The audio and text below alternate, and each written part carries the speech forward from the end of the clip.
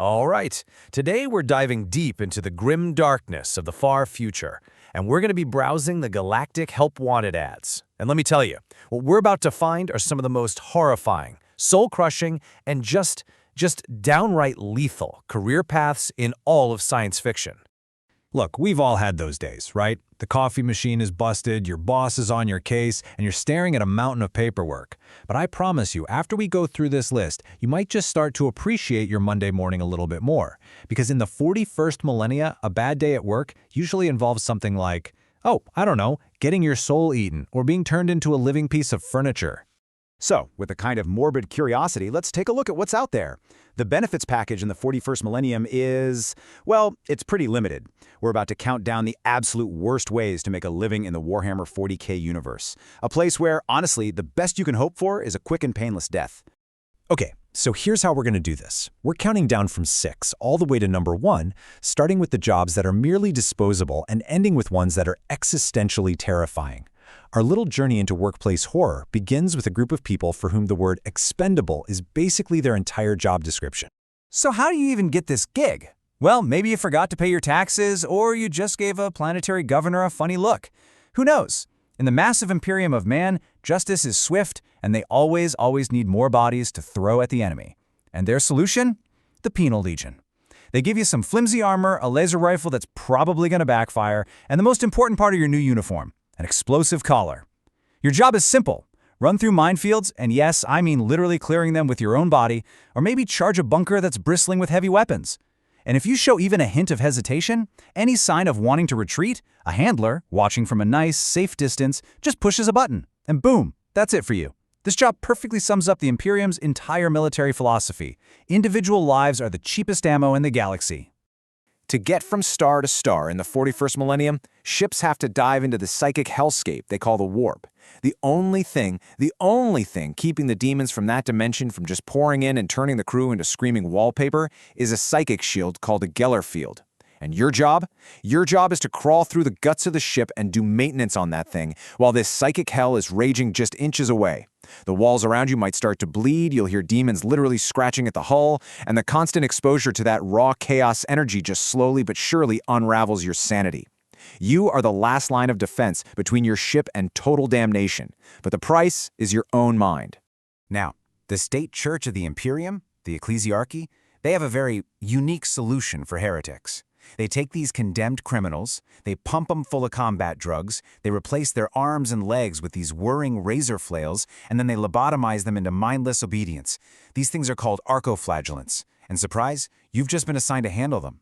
You're basically a zookeeper for these murder machines, right? Just keeping them sedated until it's time to unleash them on the enemy.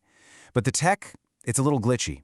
One little malfunction, one loud noise, and that 7-foot-tall cyborg you're supposed to be controlling might just decide to turn you into a fine red mist.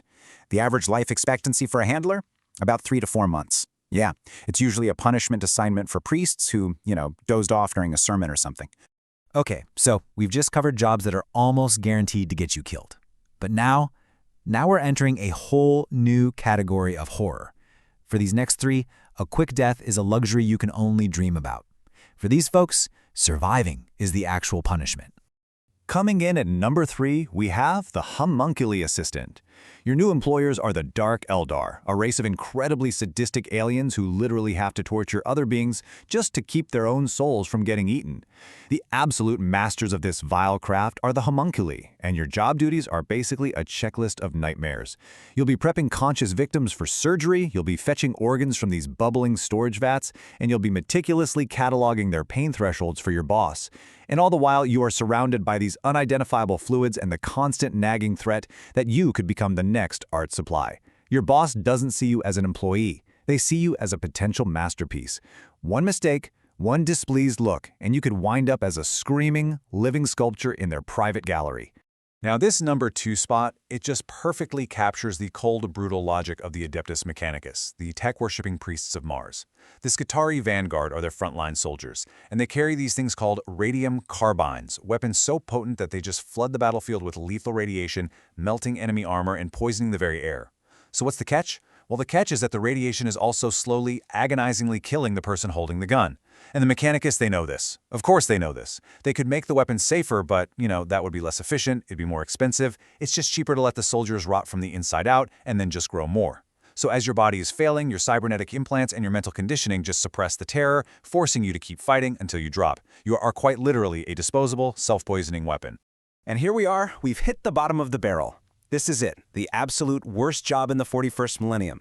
The Inquisition, the secret police of the Imperium, they need to interrogate demons to fight the forces of chaos. And their radical solution? Summon a demon from the warp and bind it inside a living human body. And you get to stand in the room and help. Your to-do list for the day is actually pretty simple and completely terrifying.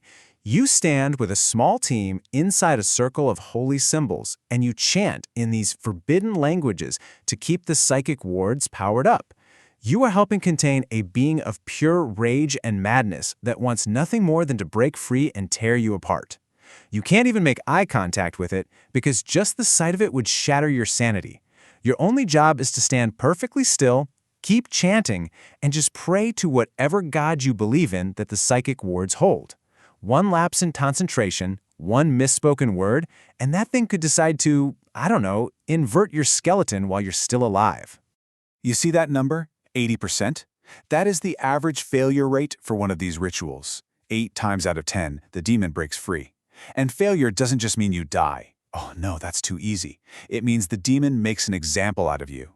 It might make you experience every single bit of pain you've ever caused anyone else, but amplified 1,000 times over. And what if you succeed? What if you're in that lucky 20%? Well, your boss, the Inquisitor, might just execute you anyway, just to keep the whole project a secret. There is literally no winning here. So after all that horror, you might be sitting there wondering, what's the point? This whole list isn't just about shock value. It actually reveals something absolutely fundamental about the entire setting of Warhammer 40,000. And this right here is the big takeaway. Every single one of these horrifying jobs exists for a reason that is brutally, coldly logical within its own universe. The Imperium needs disposable soldiers to clear out minefields. The Church needs a terrifying deterrent to keep heretics in line. The Inquisition needs intelligence on demons to fight them. In this galaxy, individual suffering isn't a tragedy. It's a resource to be managed and spent. Your life, your sanity, your very soul, they're all just gears in a monstrous grinding machine.